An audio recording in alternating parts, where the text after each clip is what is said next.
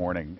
Prescription drug abuse, accidental overdoses have become the top accidental death in San Diego County. How in the world does that happen?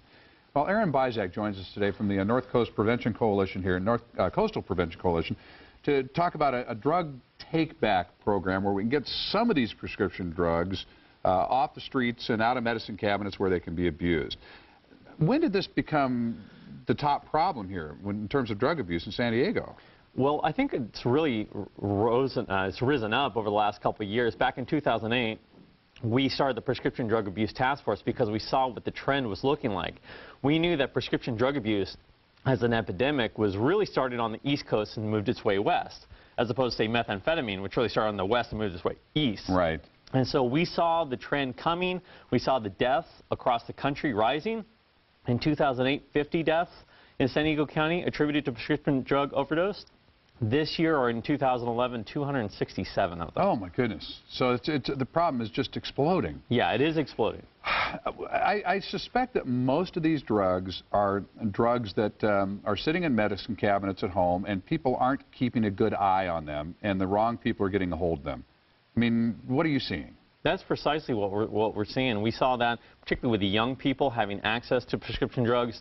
But I think that the more prevalent prescriptions have become, the more likely people are to grow addicted to them and to eventually overdose. And that's why we started the Drug Take-Back Days. The DEA started them. Now, we're going to talk about the Drug Take-Back Days here in a few minutes and let people know where they can take the prescription drugs that they are no longer using, that they don't need anymore. Either they've expired or, you know, as often happens, you know, somebody will have surgery, they'll take pain medication for a few days, and then they don't need it anymore. And most folks don't want to take it anymore. That's right. So they've got, you know, extras laying around.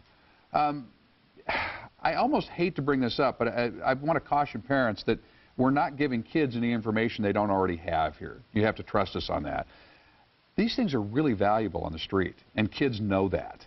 Just one pill can be worth a lot of money. Yeah, as of a couple of years ago, an 80-milligram OxyContin was $80 on the street. That's one pill. And so they are very expensive. People know that they could sell them.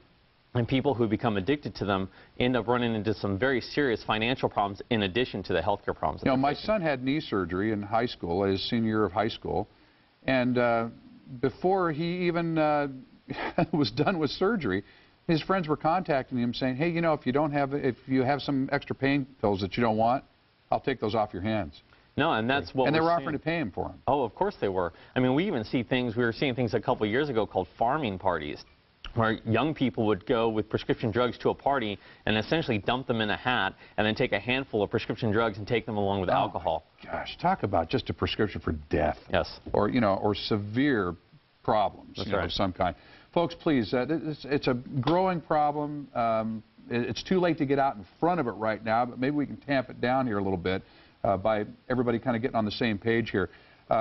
Keep track of your prescription medications, what you're taking. It's okay to count them out. That's not being paranoid, is it? No, it's not being paranoid. In fact, when we talk to parents who have lost young people, lost kids to prescription drug abuse, what we typically find is that the parents go through their medicine cabinet after the child has died, and that's when they realize that their medicines are missing. Oh, folks, let's not let that happen, okay? So the Take-Back program where folks can get the unwanted, unused stuff out of the medicine cabinet is when? It's this Saturday, September 29th. It's from 10 a.m. to 2 p.m. There's 37 locations throughout the county.